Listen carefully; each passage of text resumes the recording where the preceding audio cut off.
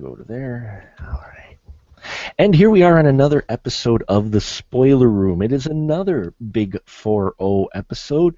I know I was going to have these spaced out a little more, but I couldn't help but talk about this film, plus the fact that there's a TV series that is directly linked to the film we're talking about tonight, and that is The Omen from 1976, part of our big 4-0 series. And tonight, to help me talk about this very dark and disturbing film, we have, first off, the BFD, Mr. Glenn Bittner. Hello, Glenn. How are you?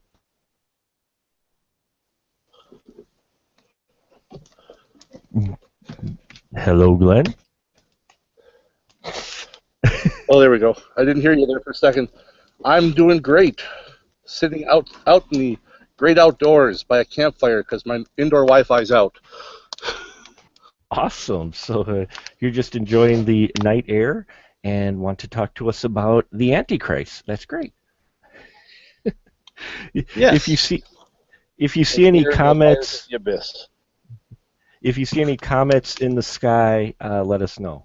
So. And next to Glenn, we have Okay. And next to Glenn, we have the lovely Andrew Shearer returning once again. Hello, Andrew. Hey, Mark. Hey, Glenn. I'd just like to say Hail Satan to all the listeners of the show tonight. Hail Satan, everybody. Hail Satan. Yes, that's right. If the Antichrist is listening, I did sacrifice the goat before we went on air, so we should all be good. Yeah, Auntie and Uncle Christ. Auntie and Uncle Christ. I love Auntie and Uncle Christ. And speaking of the Antichrist, we're talking about The Omen, which, according to the IMDb, if you're not familiar with it, Robert and Catherine Thorne seem to have it all. They're a happily married couple. He's a U.S. ambassador to Great Britain, but they want more than to have a child. They would love to have a child. When Catherine has a stillborn child, Robert is approached by a priest at the hospital who suggests they take a healthy newborn from a mother who just died. Without telling his wife, he agrees. Dun dun dun! After relocating to London, strange events and an ominous warning from a priest, lead him to believe the child he took from the Italian hospital is evil incarnate. And that pretty much sums up this film. Now, I got a chance to watch it again, and I will say one thing is, this film is still creepy as hell. Andrew, what are your feelings on this film? Would you say that the film still holds up and it's still creepy and scary? Yeah, man. I mean, it's in the shadow of The Exorcist, and a lot of people that are fans of Exorcist haven't heard of it, or people that have just heard of Exorcist haven't heard. You know what I'm saying? Like, The Omen doesn't get the juice that Exorcist gets, but it's more than that because it's a satanic movie, but it's also kind of a killer kid movie. But the freaking music in the Exorcist, or the freaking music in The Omen. See, there I am mixing them up. That's the part of the problem. The music in The Omen is so scary. Oh God, it really does a lot for the film. It does, and it's interesting because I believe Jerry Goldsmith was the composer for it. And he didn't want to go to the Oscars when it got nominated because he got tired of losing. And this is the only one he actually won the Oscar for. Oh, what a kick in the ass. Is he dead? Jerry Goldsmith, yeah, he passed away a while ago. Oh, and on his tombstone it said, "I told you I was sick and I should have went to the Oscars."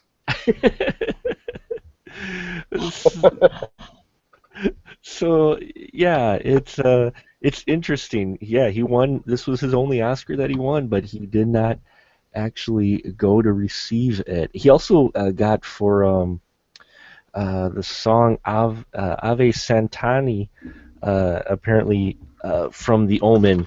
He got credited for original song, but he did not win. So it was interesting, though, that this is the only one he actually won for, and he didn't show up. So yeah. Scary. That music does set the atmosphere. Glenn, what about you? Would you say this film still holds up and is still creepy as hell? Oh gosh, yeah. Kids in general are creepy. But yeah, I mean, it holds up real well, and I think a big part is the score just really, really sets the creepy factor. Yeah, well, and it's an interesting approach they take with it because everybody, you talk about Damien, and when you hear that name, it's pretty much synonymous with this movie and Antichrist. And let's just face it, Damien sounds like an evil name. No offense to the Dude, Damien. no, I went to high school with a guy named Damien. I'm like, did your parents like just really like the Omen, or did they not even know the Omen exists? Because that's got to be one of the. You feel like the people that wrote The Exorcist and people that wrote the Omen were like, all right, first of all, we got to get a name for this kid that no one ever would name their kid, so that it doesn't become a thing and don't give them some parents a complex. So like Regan, who the hell would name their kid Regan? Damien, who would name their kid Damien? And yet. And yet they did. And the score, why we bring it up so much is one, it's very effective, but two, here you have a basically villain, if you will, the evil Damien child, who's pretty much there's no mystery of him being evil incarnate. He doesn't have a line of dialogue in this film. He screams once, but while watching it again, I realized kid doesn't say nothing, but he's got this evil smile. Oh my god! I mean, kids are creepy to begin with, but man, what'd you think of the kid in this, Andrew? Uh, and him and his performance, considering he didn't have a line of dialogue. He's a total asshole, just like Damien should be. A total asshole. It just made me think like about people that write something like this is like, all right, do they don't like kids, or do they have a kid and just think like, God, this guy's driving me up the freaking wall. What if he's trying to kill me? What? Oh, that's a good idea for a movie. Trying to kill me. Or man, you're from hell. You're from hell. I don't even know you anymore. I wish I never had a kid. Like all these weird thoughts you figure that kind of went into that. But I had heard or read or whatever, they cast him because he kicked the director in the balls or something like that. Yeah, I was reading on that. Apparently, Richard Donner, yes, the man behind Superman 2, uh, he auditioned the little kids, and apparently part of the audition was he told the little kids to come after him, and it's to reenact a scene in which the kid attacks the mom in the car on the way to church. And apparently this kid came at him, clawed at his hair, clawed at his face, and then kicked him in the nads. Then he tossed the kid, said dye his hair blonde, and he's Damien, It's or dye awesome. his hair brown, and yeah, he. So that's basically how the kid got the audition. Nah, he was good though, man. I thought, he wasn't. It wasn't one of those really kind of stupid. You can't believe him being creep. I don't know. Maybe it's because of now that I'm a dad. I've seen a lot of kids that are like, man, I don't trust you, kid. Get out of my face. Yeah, you do run across those kids that you're just like, yeah, you're not hanging alone with my kid No, hell no. ever. Hell no. What about you, Glenn and Damien? Did you feel that this kid was a pretty good performance? Oh gosh, yeah. I mean, just every picture of him, he's got that kind of that stare that just kind of like bores into you, Mm-hmm. and there's just I don't know, man. He does, and the first kill we get in is interesting too because I personally love how this film just plays out. I mean, first you get the cast. Let's first talk about the cast real quick. I mean, you get two veteran actors in this. You get Gregory Peck and Lee Remick. How cool is that?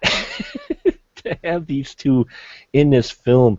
Glenn, do you feel that getting them kind of helped add a little bit of weight to the movie and maybe a bit of pull to audiences? Absolutely, I think Gregory Peck was a fantastic choice. More so Wonderful. than the original who they wanted was Charlton Heston, which I think I don't know how that would have worked. I think he's I don't know. I think Charlton Heston would have been that kid who freaked him out once. Be like, nope, you're gone. Throw him off the balcony. But yeah, getting them, and you've got other established actors. I mean, you have a doctor in here. Yeah, Patrick Troughton playing a crazy doctor, priest no less, doctor. Father Uh, Brennan. I loved him in it. He's the one that gets famously skewered by the Yeah. the antenna or whatever from the Oh, church. the priest kebab. The priest kebab. Yeah. Yeah, I loved him in there because he just played that crazy doctor. I mean, you got Anthony Nichols in here. You got a really good list of performers in here that I think help bring some weight to the film. David Warner playing the photographer, right? Jennings. Oh God, what a scummy dude. Hey, dude, what's the age difference between Lee Remick and Gregory Peck while we're talking? How old do you think? Like he's, you think about 20 years age difference between them? Well, let's see. God, at least I would think. It got to be, man. No. She was born in. She was born in. It's only a 19-year age difference. 19. Oh, hey, Yeah. I was close. Shit. I was joking too about it being 20, but that's crazy.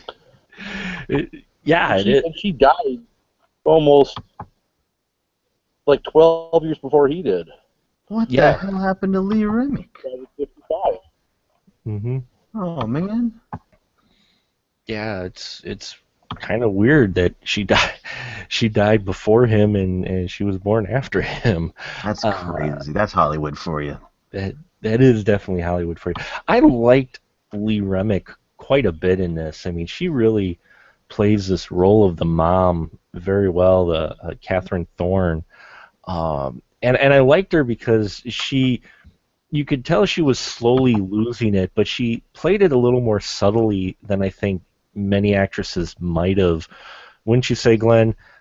With her performance as Catherine, because you can tell there's something not right with her, but it's not overboard, is it? No, I don't think so. Mm-hmm. And yeah, I mean, I like the subtlety in her character, and there's some heavy issues they talk about in surrounding her character in the beginning too. I mean, they come right out where she wants an abortion. What'd you think of that, Andrew? I mean, there's some kind of heavy topics in here. We were talking about it before the show started about women's reproduction and men kind of making decisions for them. Yeah, well, I mean, this is a story about a man deciding of making a decision about a woman's body for her and the shitty shit that happens to her because of it. It's like, at the beginning, he's all, oh, do you know the baby? She doesn't know the baby died. She doesn't know her baby died. And another dude's like, well, just give her this baby. The mom's dead. So it's, what? That's a shitty thing to do. And then when shit starts going wrong with Damien, they like fast forward through the first like 5 years or whatever. So everything was great, I guess. I don't know. It looks like a lot of fun. They're out on boats and stuff and feeding ducks and everything. And then suddenly he becomes the worst dick ever. And she just gets to the point where she's like, I can't stand him. And she starts to like, what does he say? The therapist says she doesn't think it's really her kid. What are you talking about? Like, then at one point, she actually says, she's like, I don't want to have another kid ever. Mm-hmm. And he's like, okay, fine. And then she says something like, okay, so you're cool with me having an abortion because I'm pregnant. And he's like, oh, wait a minute now. So they really, she's a modern woman, man, for that time, and he's not. He's like a good 19 years older. Mm-hmm. And being shitty. So she did not deserve all the bad stuff that happened to her. It was all his fucking fault. Yeah, she didn't. And that's what surprised me, though, was it bringing up rather heavy subject of abortion. I mean, straight out, I mean, they use the term exactly where, maybe some films kind of put, well, then maybe we should, not have it or whatnot. She's like, no. She's like, so you agree to me getting an abortion? And I'm like, wow, just lay it right out there. Oh, and then God, later when cause like Damien tries to smoke her, man, he like gets his tricycle and pow, bumps her off the ledge or whatever, and she's like looking at him like she's all shocked and shit. And then, but what is somebody in the hospital, cause she does live, comes up to him, and he's all like, she's got internal bleeding. He's like, yeah, she lost her baby or whatever.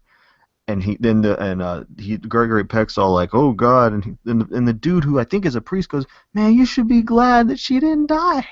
What's your problem? Why y'all Well, worried about the baby? well, not only that, but he drops the line, well, you should be happy with what you got. I mean, she can still bear children. And I'm like, You dude, guys, the, the you male old doctor, bastards. yeah, the male doctor poses that. And I'm like, yeah, because that was his concern. I know. No, they were being smart about this stuff. I like that they wrote Lee Remick that way. That didn't make her all old fashioned. No, I mean she's ready. She knows something's wrong with the child she has, and she knows that she's doesn't want to have another one that's possibly the same way as this kid. Uh, you know, and Yeah, and the dog is pissed too. Keeps trying to come back and be like, hey. the dog. I love how they introduced the dog in this because you're not. Hey, Glenn, did they give the impression at first that maybe the dog was the one that caused the nanny to hang herself, and it wasn't Damien's involvement at all? And I was it didn't get that impression. No, no? I mean, because at first, no, I didn't. because she looks at the dog and then she goes and hangs herself. But um, I thought the way they brought the dog in was interesting, and then the new nanny. What'd you think of her, Glenn? She was played by Billy. Was it Billy Whitelaw played her? What Mrs. the look at me, Damien? It's all for you. No, the second nanny. Oh no, the other one. Oh yeah, Yeah. yeah. Oh, I mean that oh that yeah, would Billy White. Whoops. that really Did I wouldn't. lose you? Nope, we're still here. Okay. Her just showing Oh up yeah, would. you're thinking of yeah. Yeah. Don't yeah. The have no fear, little one. I'm here to protect you. Her. Yeah. Yeah, I liked her. Uh, well, I just love the age because it's like she just shows up and they're like, "Oh, a new nanny," and then the mom's like, "Did you call a new nanny?" And it's like, "No, I thought you did." I mean, Lee Remick's character Catherine's the one that's putting up kind of uh, um, the warning flags right away about her, and Gregory Peck's like, "Oh, well, we just sent by the agency." Just like nobody really, they just let her in, and I'm like, wow, I would have held her ass by the lobby. I mean, does that show a little bit difference Well, in? I think Gregory Peck's character he's not entirely with it the whole movie. Mhm. I mean, he knows that that's not his natural born son. But there's that whole conversation he has with that Father Brennan where he's like, what do you know about my son? He's like, I saw its mother. He goes, you mean my wife? Like, no, it's mother. You're referring to my wife. It's like, you know that your wife didn't give birth to this kid. But, Yeah, I don't know. his character just stays in denial up until, I mean, even after the crazy father Brennan, the doctor, good old Patrick Troughton sits there and goes, "Yeah, your wife's pregnant," and he's like, "Oh, no, she's not," and sure enough, yeah, she is, and that doesn't, it still doesn't seem to sink in completely to him what exactly is going on with his kid. He seems to stay in denial up until that very last part where she dies, where his wife dies, I think. Would you say that he pretty much is in denial up until that point? Oh, gosh, yeah. He's, I mean, he's in denial, and I think he's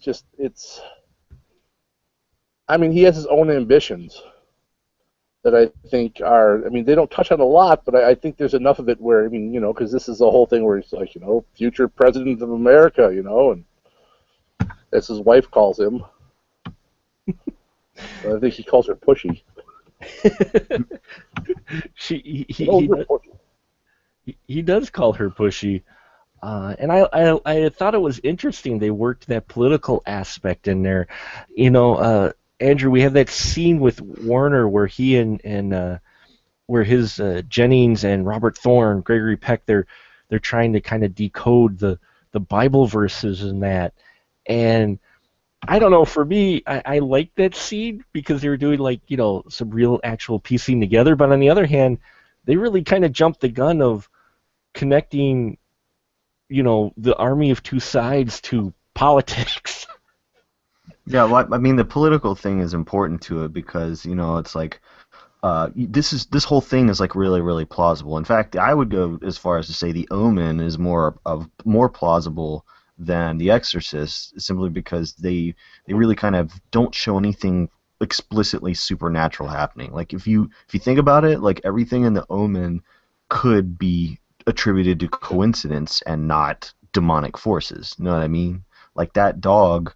I mean, he was like, "Look, man, my friend David Berkowitz, listened to me. So why don't you, do what I say and shit." I mean, but it's no one really knows for sure. But also, Peck being old and stuff, like he would, like Glenn was saying, he would try to avoid a scandal at all costs. Mm-hmm. So any possible way he could skew that to a way that he'll understand. It seemed like the only way to get through to this guy, and so of course any information he gets is going to be kind of filtered through that. Right? He was so in denial, like up until the moment where it's revealed that his kid, his actual birth son, was bashed in the head by this satanic group in the hospital in order to make Damien, make sure Damien gets placed in a political family. He finally just goes, "Murderers, assholes, fudgebackers," like he suddenly becomes super angry. Yeah, which I found interesting, and another reason why I wanted to do The Omen now, after we did To the Devil a Daughter, because there's a little bit of, parallels there about the bringing back the Antichrist, but these guys seem like they've got their act together a lot more than the cultists in To the Devil a Daughter, don't they? I mean, they're planning it out more. Well, he's going to go to a political family, so we're going to kill the baby of the politician, and then we'll just substitute the baby. Which still boggles my mind he agrees to that.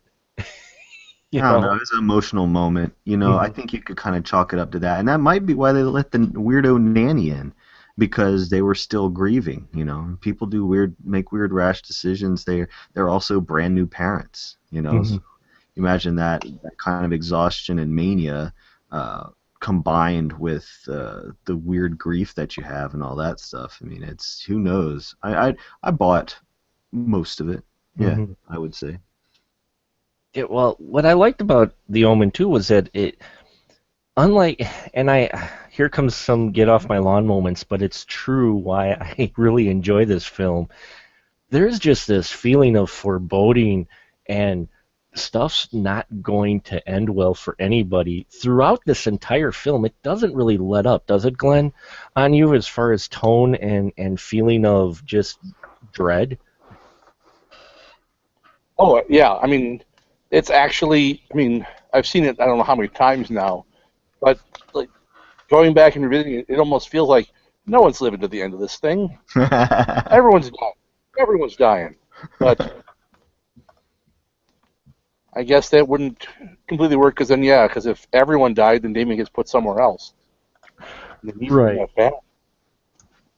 But yeah, no, it's and I mean it's got some just great death scenes. Mm-hmm. I mean, yeah, the priest kebab. That's so awesome. Oh, And the newspaper actually shows the picture of it happening. Yeah. Front page, it's this giant spear through this guy, and you're like, no newspaper would do this. It was below the fold, so that was kind of courteous of him. Yeah, they put it below the fold. See the rest of the skewer below the fold. Um, well, and then there's Jennings, and I kind of like the thing they did with the photo. You know how it kind of foretold when someone was going to die. I thought that was pretty slick, especially with how the photographer eventually gets offed. For practical effects, that was really effective, wouldn't you say, Andrew?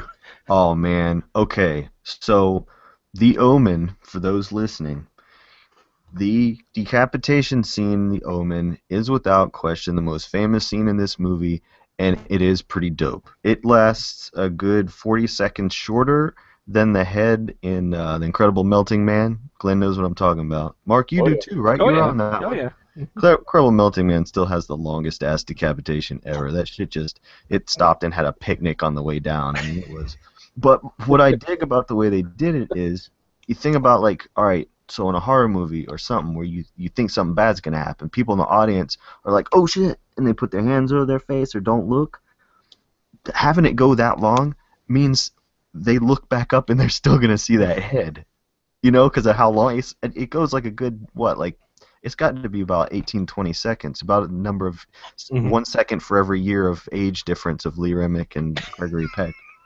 But isn't that a neat idea to do it that way, though? It's Yeah, it's one of the best head chops. yeah, and you get a couple different angles with it too. And it still is actually thinking of all the horror movies and stuff I've seen. The way they cut that is impressive because you're just sitting there for a minute. Oh wait, no, he didn't actually get decapitated because it looks just for a second the way they match everything up, costume on the body and everything. You're just like, no, oh no, wait, no, he didn't actually get decapitated.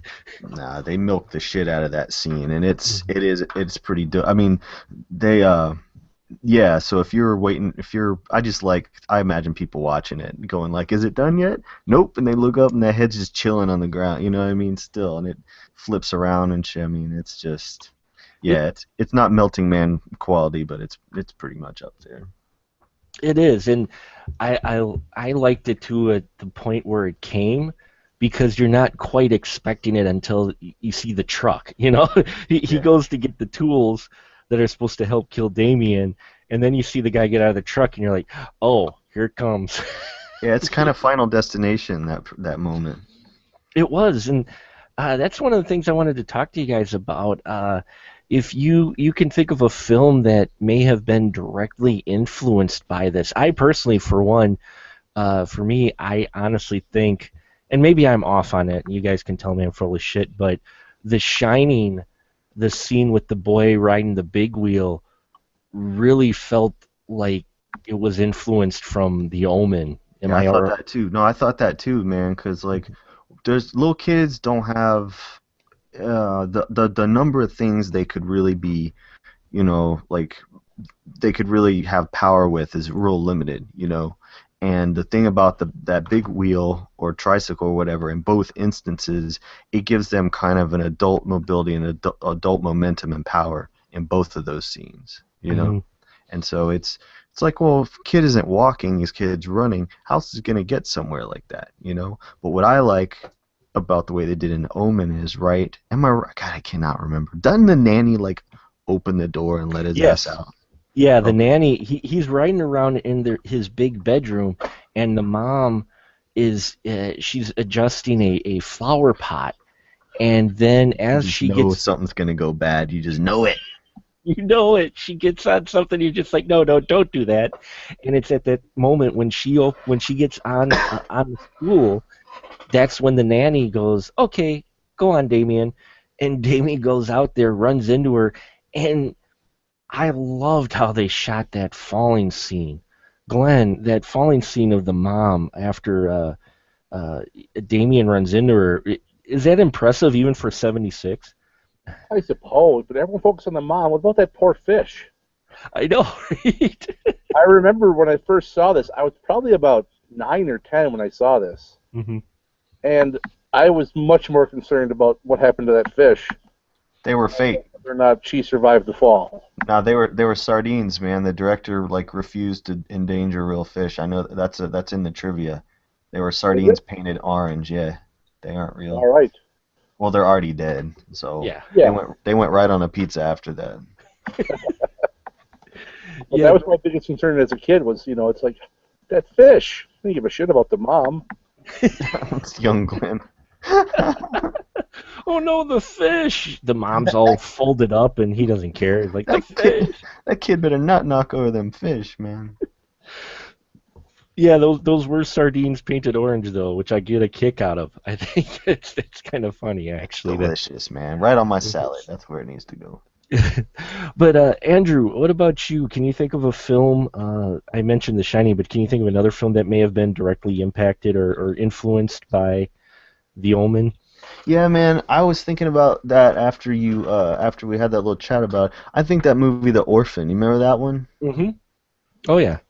Because they do that same thing where the two parents are at odds with each other about what's going on, and that's a real realistic thing because you got it. Like for some people, it's like a matter of pride, Mm. in a relationship, when one person's like, I think we got a problem, the other person, what are you talking about? But they, just admitting a problem is some sort of failure. So it's a typical thing, for a couple to go through that have a child to have difference of opinion on what's going on, or when there is a big problem, they like one don't want to admit it because it's kind of a shameful thing. And the Orphan really kind of did that. It had the two parents at odds with each other about this. I think they adopt a kid in that one, and Hmm. yeah, the dad, it like really latches onto him, and he's kind of a pushover, and the mom's like, "Ah, this kid sucks. So I think that would be one. But as far as like that gore, that pane of glass, I always felt in Final Destination 2, the best one, um, that there's a scene where a pane of glass squashes a kid outside of a dentist office. Hmm. And I always felt like that's a little revenge from Damien to have a kid squashed by that glass. What about you, Glenn? Can you think of any films besides the ones we mentioned that might have been directly influenced or whatnot from The Omen?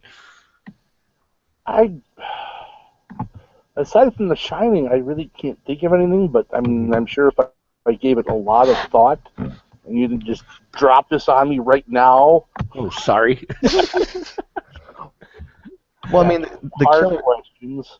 the killer kid genre, I mean, the evil kid, that I feel like Exorcist wasn't necessarily the evil kid movie the way that the Omen was, because the Omen was a big hit movie, you know. Yeah, it made some serious bank. It made almost double its budget back opening weekend, if Yeah, I so remember. that name Damien alone, anytime a kid is bad in other movies and in just life, they'll call that kid Damien, Yeah, just as an insult. which before that, I think it was the one that had probably impacted people the most was the Bad Seed. Oh, I love the Bad Seed. Glenn, I know you like the Bad Seed, man. This little wrote a pen mark. Oh yeah, Glenn, did you like the Bad Seed? Oh, I lost all sound from you guys. Oh, oops. Um, yeah, the Bad Seed. I love that film, and I think before Damien, I think that was a good reference a lot of people used for a bad child, and then this one came along, and it's like, nope, that kid's Damien. How about the Good Son with Macaulay Culkin and Elijah Wood? The That, goods. Oh, that's that one of the movies I actually like Macaulay Culkin in. well, that kid was bad too. that that film was really dark, and yeah, you know what? I almost think there are some influences there. This film did have an impact on the horror genre. I think after it came out, on films afterwards, you could see it in some of them. And I think The Exorcist maybe had a little bit to do with this, but this one is a lot more subtle, I think, than The Exorcist in a lot of ways. Uh, and we don't have any demon baby glove like we did in To the Devil a Daughter.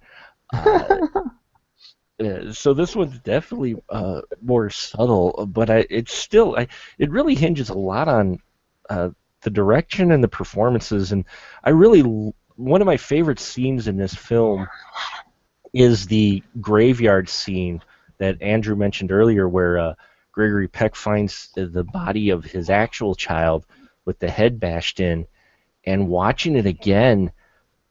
This is 1976, and they're in the graveyard, and suddenly a bunch of Rottweilers show up. And man, that whole scene from when the Rottweilers show up till when they leave, till when Peck and Jennings actually get out of the graveyard, I found myself actually kind of scared and creeped out. That's an intense scene, isn't it, Andrew? Yeah, it reminded me a little bit of something out of like the Fulci or something, you know? I Hmm. mean, it was real, looked like it was done on a stage or something like that. Might not have been, but it was just such a dark scene. And which Mark didn't mention is that he also, in the grave that's supposed to have been the woman that really gave birth to to Damien, what's in the coffin, man? It's not a woman's body. It's like a dog or Hmm. something. Yeah, 'Cause, it's an animal carcass of some yeah, kind. because that A donkey. right, because the priest, the first one that comes to warn him, right, in his office said his mother was a. He tries to say dog, but there's like a crash or a thunder or Hmm. something like Right, he that. tries to say jackass. Because he says Jack, and then he gets interrupted because the door bursts open. Oh shit. Oh wow, yeah, you're right. Yeah, you know who else was influenced by the Omen was Angus Young, that little outfit he wears. No, I'm just kidding. But I mean, for me, that scene was scary. But there's a number of scenes in here that I think are legitimately still creepy today. What about you, Glenn? Is there any scene in particular, besides maybe the graveyard scene, that you find still a bit, say, scary or unnerving at all, or is the film doesn't scare you that much? I don't know. I don't think it scares me so much as just it does unnerve me. I Hmm. mean, the whole thing with the young nanny when she hangs herself. Um, that's always been the scene that stuck with me the most. Um, More so than the dogs. Although I remember the dogs too, and the decapitation. But that just her standing up there, and then all, it's look at me, Damien, and just down she goes. I'm like, that's the worst birthday party ever. But they were kind of nonchalant a little bit about it. Like the kids kept playing and stuff, you know. I think that That's what was kids would do. yeah, Kids exactly. are, kids are oblivious to stuff, and they're just less less drama at that age. They're like, oh, look at that, she's swinging there, cool. Can we do that? The clown seems disturbed, which is kind of odd. You would think the clown would be like, "Hell yeah." Wasn't that Jack Palance's daughter that played that role? Holly Palance. Hmm. Yeah.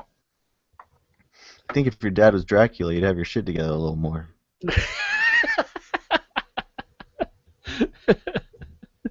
Yeah, that scene is unnerving because it's during a really happy, jolly scene, and I think what's creepy is the fact that she's just so happy, like, "Hey, look at me, Damien!" Thunk, and you're just like, "Oh, Jesus!" And like, so this is the type of film we have. Okay.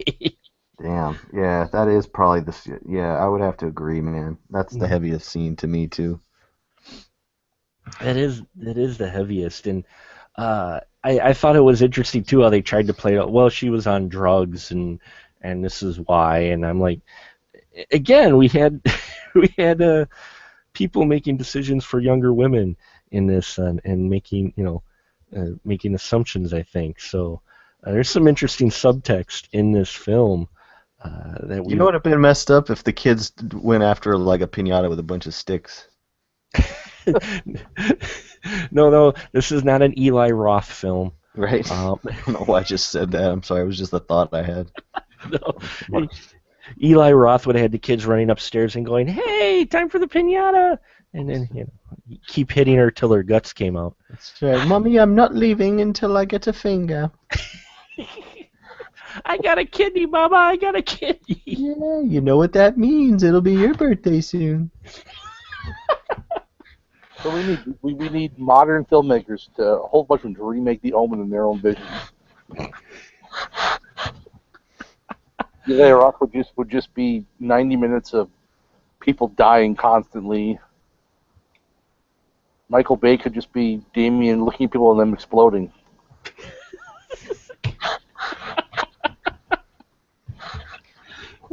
Silly, I kind of want to see that film. That'd be Will Smith and Martin Lawrence are dispatched to the cemetery to you know, dig up the bodies and stuff. And Oh God, you know what? What I would really love to see is am I blanking on his name? Life Aquatic and Wes Anderson. Wes Anderson. Wes Anderson presents The Omen. It'd be all in pastels. Wow. Gene Hackman could play the lead. Yeah, but he would rock that scene with the tricycle though. That would come out pretty good. Yeah. Oh yeah. He'd have some nice new age kind of light music playing over it as it was happening. Gus Van. Oh yeah, that's yeah. You'd see what everybody was doing in the house when that happened. Yeah, you'd see it. Cutaway. Yeah, total cutaway. Cut away of the house of everybody what they're doing at the same time. That'd be Of course, Bill Murray's in there somewhere doing something. He's the priest. Oh, right. Of course he's the priest. Bill Murray would be the priest. Bill Murray would be the priest. Owen Wilson could be Jennings. I could see that totally working too in his little dark room. Oh yeah. Let's make this happen, folks. Your mother was the fantastic Mr. Fox. Oh yeah, but I really, after watching this film again, it still had an impact, and it still holds up. And partly too, I think the practical effects, but they use a lot of kind of old school horror effects. It felt like in here with camera work and angles and that more so than say what The Exorcist gave you, which was just outright makeups and really kind of gross out things going on. This is definitely a different type of a demon antichrist film, right, Andrew? Yeah, I mean, like I was saying, man, it's really very rooted in reality, and that might have been part of why it got the cast that it did. Because, like, one could say, all right, well, The Exorcist was a hit, so you had a lot of people around this time getting involved with any movies that are horror that normally wouldn't have, because suddenly it was respectable and they make a lot of money, but it, also it could have been that this was not a fantasy movie. This was not a, like a some kind of exploitive horror or whatever. It was very rooted in real life and real problems, and nothing got like too hokey, Mm-hmm. Well, this is after my history is vague, but this is a bit after the Vietnam conflict concluded, and that is it not 76? Yeah, it'd be like 2 years after the official ending of Vietnam. So politics isn't really shined upon very well. Would you say they're making a bit of a statement about politicians being the Antichrist in this? Or being influenced by the devil at all? Or do you think it's not going that deep? Well, I mean, there's actually in some Protestant and Lutheran beliefs is that that's exactly where the Antichrist will rise from, is basically is a political power, not entirely just a single person, but more of a group or ideal. Mm-hmm. And that idea, and I think politics fits that perfectly. Yeah, it does, and so I think there's a little bit of hinting at that as well with this film, and then you definitely get it in the later sequels to this film, which aren't really nearly as memorable, and I don't remember a whole lot, but I do remember it involved with him basically becoming president, I believe, at one point, and the Antichrist is president. But don't remember too much on the sequels, but they did make, 4 sequels to this film. None of them, I think, stood out quite as much as the first film, but then again, it's an era when they weren't quite sure how to do sequels. We're looking at you, The Exorcist 2. Um, Well, I mean, but this movie kind of is a little bit like Exorcist 2. I feel like took a kind of a page from this a little bit, don't you? With like the over explanations of everything and the kind of detective story that takes place. I like the detective story, but yeah, you're right with the explanations and kind of spelling it out a little bit more with the audience, and tying it to the 666, which was, I mean, if you're going to get the idea of the devil across to your audience, the most direct route is just using the number 666, and then people are going, oh, there you go. Okay, I can follow what's going on. Yeah, and he cuts Damien's hair to find it, and I'm sitting there thinking like, wow, those scissors are in your hand, homie. I think you know what you need to do right now, buddy. Yeah, well, they said, well, he doesn't have 666 anywhere on his body. Well, did you check, and then it's hidden under his hair, and that kid slept pretty good for getting his hair cut. Yeah, Um, and also, man, how you gonna miss that on a kid's head unless you're a shitty parent? You never gave a kid a bath and noticed that 6'6", man. Come on, and politician. and it was kind of implied. You get kind of that feeling too with the mom early on, feeling a bit of a disconnect to her kid a bit when she takes the kid from the nanny, and that like she was trying, I don't know if that was her not liking the attention the nanny and the kid were getting, and she was kind of felt pushed out of the picture or what, but um, you kind of get that impression with her on it, and you get that impression with the both parents though later on, is that they're not involved as much with the kids. So could they have actually missed the 666 on the hair? Maybe the dad, but not sure if the mom would have missed it. But he did have almost a full head of hair when he was born, so you never know. But here's one thing that kind of confused me on that. Maybe one of you could explain it though. The one thing that kind of threw me off about their whole 666 and the mark of that, the birthmark, was that the priest was supposedly supposed to have that, and I couldn't quite make the connection of why would the priest have it unless he was Antichrist as well or meant to be. I mean, what was the deal with the priest mentioning the priest having the 666 birthmark? Andrew, do you know at all or? Dude, I have no that man. The religious stuff in movies goes way over my head. Like I remember that movie Stigmata with Yeah. Patricia Arquette or whatever. My wife is sitting here having to explain everything to me like I'm brand new. Hmm. I just don't. I have no clue. And oftentimes, man, I'll be honest with you. In movies, I think I've talked about this before. The explanation parts of it are just not that interesting to me. Like I don't really care why stuff happened. I like it a little bit. It's scarier to me when you don't know. That's why I like Exorcist more, because you really don't know what the hell is going on. Well, it would have been more creepy then had the kid not had the 666. Had he I think not what I looked. would have liked to happen right there, if we want to talk about this right now, while he Sure. was trying to look at his kid's head, I would have liked if the kid had just like spun around, like, you know what I'm saying, white eyes, and just been like,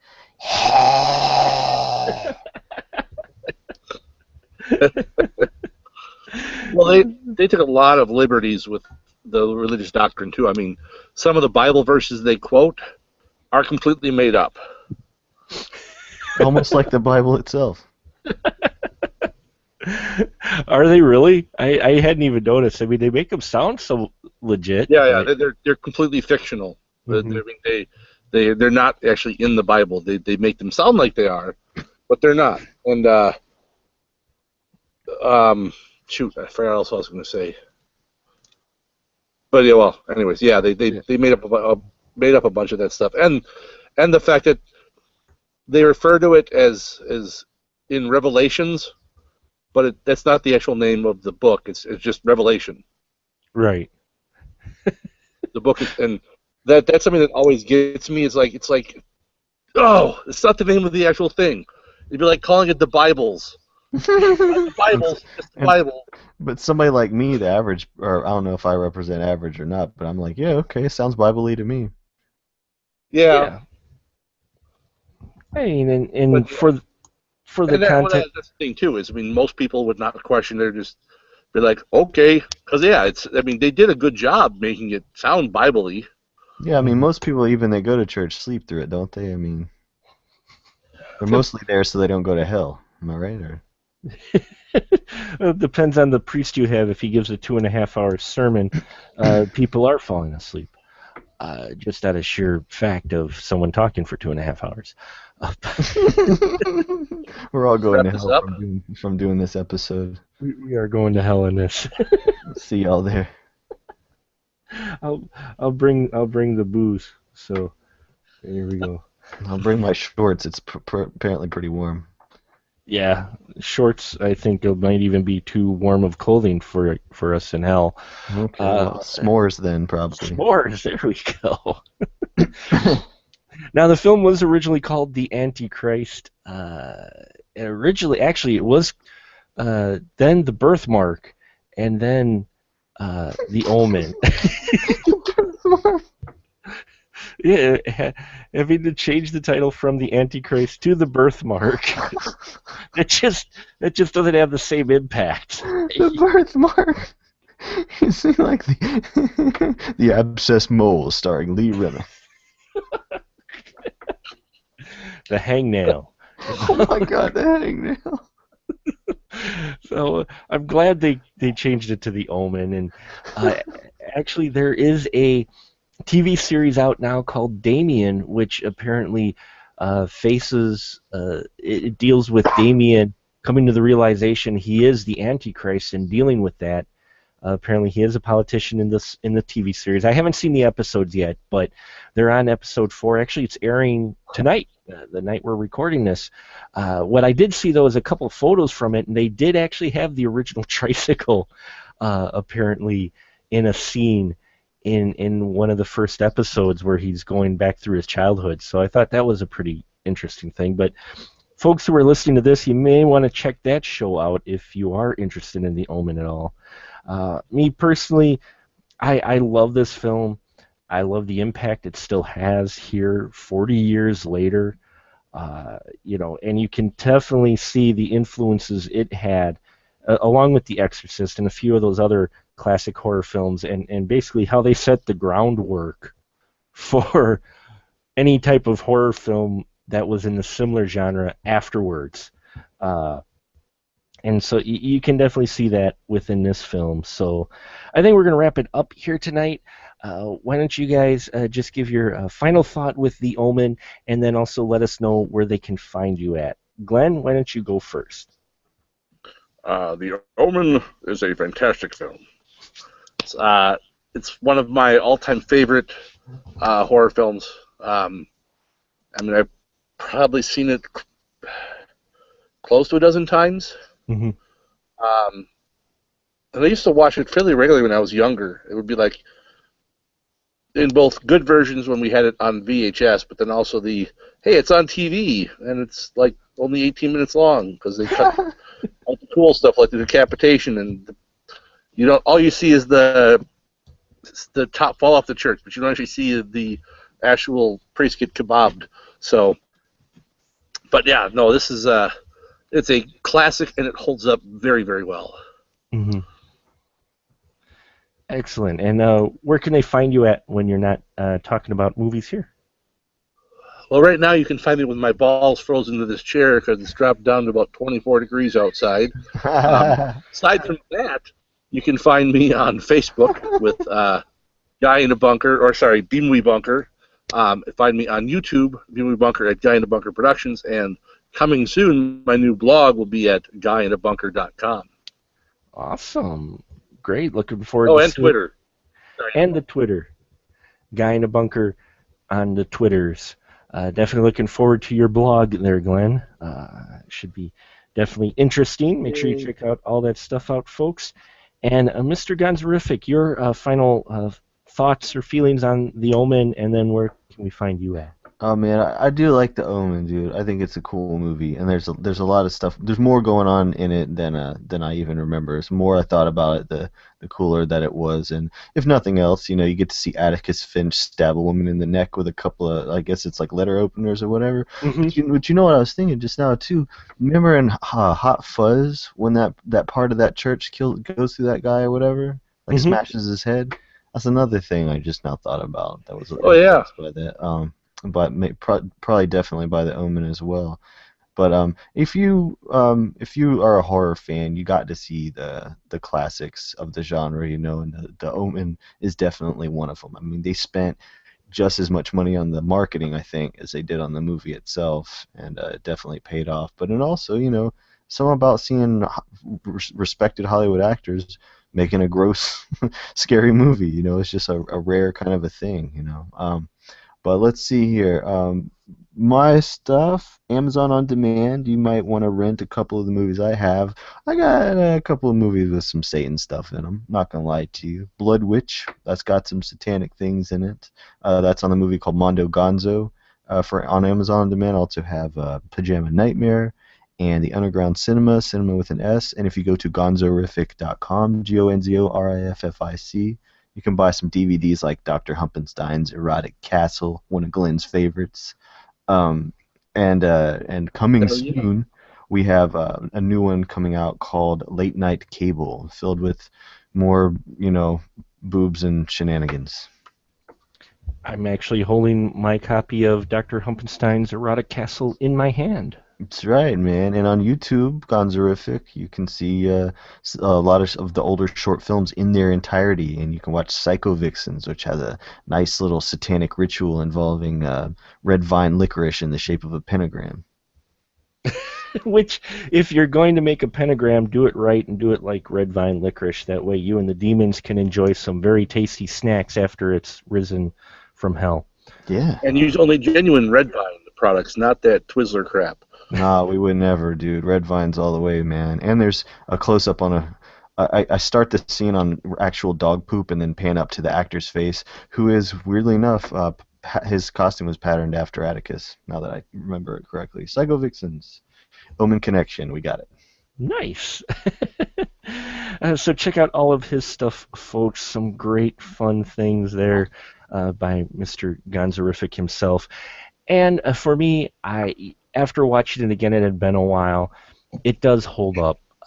There's a reason these films are classics, and I've been enjoying doing these big 4-0 anniversary specials. I hope you've been enjoying listening to us talk about them and get you interested in them, because some of these films don't hold up as well, but The Omen does hold up. You could watch this today, and you look at it, and there's outside of the cars maybe and some of the clothing, there's not a lot here that actually dates this film, and it's still effective, and it's interesting to see the subtext and some of the things that they covered in a horror film. And with the big names that they had in it, it's impressive as well, which just makes the film even that much better. There's not a lot of gore outside of the headshot that we talk about in it, so those of you who might get squeamish, you've heard us talk about it. There's not a whole lot in here, but the film is creepy. It is scary, and there are a lot of tense moments in here that I think still hold up today, and this film, I think, accomplishes a lot more than what many of the wide-release horror films of today try to do. This film does, and this was back when they were still kind of feeling their way about how to approach some of these films. So check it out. Check out The Omen. You can check out my stuff on specialmarkproductions.com. We've got our older episodes there, as well as on the iTunes and Stitcher Smart Radio. Please like us and subscribe to us there. We would much appreciate it. You can also send us at Twitter, at Movie Maniac 3D, or at Spoiler Room PDCS. Tweet us there. Follow us there for updates. All kinds of great stuff, folks, as well. We appreciate you, all the new listeners. We've been growing in numbers every episode, every week. I appreciate every single one of you listening in to us babble about old films and new films, and putting up with me ranting about the ending of Batman versus Superman. Oh, there he goes. He mentions Batman versus Superman. I had to mention it, but We never got to the curse of the Omen, and yet we get to Batman versus Superman. Oh, we did not talk about the curse of the Omen. Well, we can still talk about that if you. No, Batman versus Superman. There you go. There's your curse. There is my curse. There is a curse surrounding the Omen, which we didn't really talk about here, but you can definitely find many different resources online about it. And you have the curse from listening to this, so enjoy and that. you have the curse for listening to it. We have the curse for recording it. We appreciate you listening to the spoiler room, where the conversation is fresh, but we do spoil the movies.